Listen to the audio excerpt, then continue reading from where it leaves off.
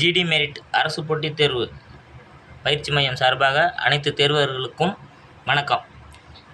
இன்றைக்கி 2ஆம் நாள் கிளாஸ் பார்க்க போகிறோம். நேற்று இலக்கணத்தோட அடிப்படை 1 பார்த்தோம். அதில் ஒரு 24 பாயிண்ட்ஸ், முக்கியமான பாயிண்ட்ஸ் பார்த்தோம். அதேமாதிரி இப்போ என்னென்னா இலக்கணத்தோட அடிப்படை தகவல் 2, இன்றைக்கி ஒரு 33 பாயிண்ட்ஸ் வரைக்கும் இருக்குது. அதை அப்படியே பார்க்க போகிறோம். எப்பயும் போல தான் ஒரு நோட்டில் குறிப்பெடுத்து வச்சுக்கோங்க, ரொம்ப யூஸ்ஃபுல்லாக இருக்கும். போமா. சீர் 4 வகைப்படும். ஓரசை சீர், ஈரசை சீர், மூவசை சீர், நாலசை சீர் அப்படின்னு சீர் 4 வகைப்படும். பகுபதத்தின் உறுப்புகள் 6. பகுதி, விகுதி, சந்தி, சாரிய, இடைநிலை, விகாரம் அப்படின்னு சொல்லிட்டு ஒரு 6 இருக்குது. தனித்தனியாக கிளாஸ் நடத்தும்போது எல்லாத்தையும் தெளிவாக நடத்திடுறோம். பார்த்துக்கோங்க. அடிக்கடி கேட்கப்பட்ட கொஸ்டின், இதுலேயே சில கொஸ்டின்ஸ் கேட்பாங்க. எப்படின்னா, பகுபதத்தில் கண்டிப்பாக இருக்க வேண்டிய உறுப்புகள் என்ன அப்படின்னு, பகுதியும் விகுதியும், அது எல்லாருக்கும் தெரிஞ்சது தான். மேக்ஸிமம் பார்த்துக்கோங்க. யாப்பின் உறுப்புகள் 5 வகைப்படும். ஓகேவா? யாப்பின் உறுப்புகள் 5 வகைப்படும். இடம் 3 வகைப்படும். திணை 2 வகைப்படும். காலம் 3 வகைப்படும். பொருள் 3 வகைப்படும். பால் 5 வகைப்படும். சொல், இந்த இடத்துக்கிட்ட ஒன்று கவனிக்கணும். என்னென்னா, இலக்கியம் சார்ந்து எத்தனை வகைப்படும், இலக்கணம் சார்ந்து எத்தனை வகைப்படும்னு. ரெண்டுமே. இலக்கணம் சார்ந்து சொல்கள் எத்தனை வகைப்படும்னாலும் 4 தான். இலக்கியம் சார்ந்த சொல்கள் எத்தனை வகைப்படும்னாலும் 4 தான். வட சொல், திருச்சொல், உரிச்சொல், அதெல்லாம் நிறையா பார்த்துருக்கோம். எல்லாமே கலந்து இருக்குது. தனித்தனியாக இலக்கணம் சார்ந்த சொற்கள் 4 என்னென்ன வகை, இலக்கியம் சார்ந்த சொற்கள் என்னென்ன 4 வகைன்னு நம்ம பார்த்துருவோம். அடுத்தது, அதில் பெயர் சொல் 6 வகைப்படும். எச்சம் 2 வகைப்படும். வினைமுற்று 2 வகைப்படும். தொழில் பெயர் 3 வகைப்படும். என்ன அப்படின்னு சிலருக்கு கன்ஃபியூஸ் இருக்கும். விகுதி பெற்ற தொழில் பெயர், முதல்நிலை தொழில் பெயர், முதல்நிலை திருந்த தொழில் பெயர் அப்படின்னு சொல்லிட்டு இதில் ஒரு 3 கொடுத்துருக்காங்க. 3 வகைகள் இருக்குது. அடுத்தது, மொழி 3 வகைப்படும். வினையச்சம் 2 வகைப்படும். பெயரச்சம் 2 வகைப்படும். குறிப்பு, தெரிநிலை, அவ்வளோதான். தெரிநிலை வினையச்சம், குறிப்பு வினையச்சம். அதனால் தெரிநிலை பெயரச்சம், குறிப்பு பெயரச்சம் அப்படின்னு சொல்லிட்டு ஒரு 2 வகைகள். மயங்கொலி எழுத்துக்கள் 8.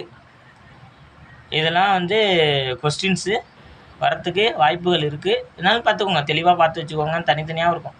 ந, ல, ழ, அடுத்தது ர. இந்த 8 எழுத்துக்கள் தான். வினா எழுத்துக்கள் 5.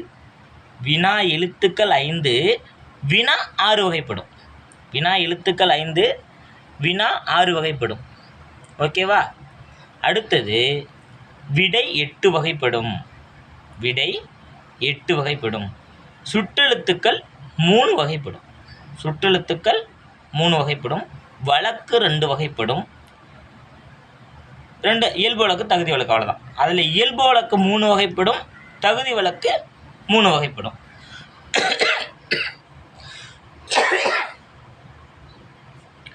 போலி 3 வகைப்படும். முதல் போலி, இடைப்போலி, கடைப்போலி 3 தாங்க.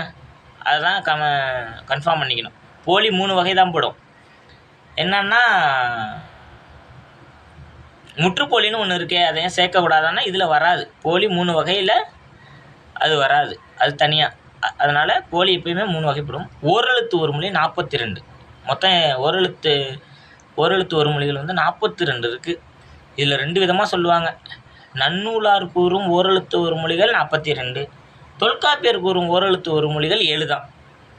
ஆனால் நம்மளுக்கு 42 கொடுத்துருக்காங்க, அந்த 7 கொடுத்துருக்காங்க.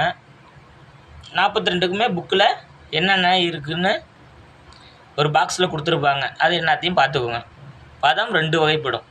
பகுபதம், பகாபதம், அவ்வளோதான். வேற்றுமைகள் 8 வகைப்படும். இந்த இடத்துல கொஞ்சம் பார்த்துக்கோங்க. வேற்றுமை உறுப்புகள்னு கேட்டால் ஐயாளுக்கும் இன்னதுகன், முதல் வேற்றுமைக்கும் கடைசி வேற்றுமைக்கும் உறுப்பு கிடையாது. அதனால் அது வேற்றுமை உறுப்புகள். இங்கே வேற்றுமைகள்னால் முதல் வேற்றுமை, 2ஆம் வேற்றுமைன்னு மொத்தம் 8 வேற்றுமைகள் இருக்குது. அதனால் வேற்றுமைகள் எத்தனை வகைப்படும்? 8 வகைப்படும். பார்த்துக்கோங்க. புணர்ச்சி 2 வகைப்படும். இயல்பு புணர்ச்சி, விகார புணர்ச்சி, அவ்வளோதான். அதில் விகார புணர்ச்சி 3 வகைப்படும். தோன்றல், திரிதல், கெடுதல், அதெல்லாம். யாப்பிலக்கணத்தின்படி எழுத்து 3 வகை. ஓகேவா? இங்கே யாப்பின்படின்னு கொடுத்துருக்கோம். ஆனால் யாப்பிலக்கணத்தின்படி எழுத்து 3. என்னென்ன?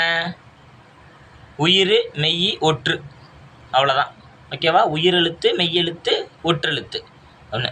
பொருள் இலக்கணம் 2 வகைப்படும். பொருள் இலக்கணம் 2 வகைப்படும். வலுவமைதி 5 வகைப்படும். நேற்று பார்த்தோம். வலு 7 வகைப்படும், வளா 6 வகைப்படும்னு. வலுவமைதி எத்தனை? 5 வகைப்படும்.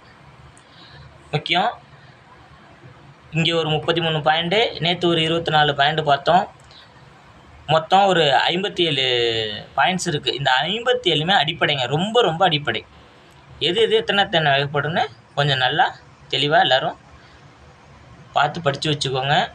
அடுத்தடுத்த வகுப்புகளில் எல்லாத்தையும் தெளிவாக நடத்தி நாங்கள் யூடியூப்பில் அப்லோட் பண்ணுறோம்.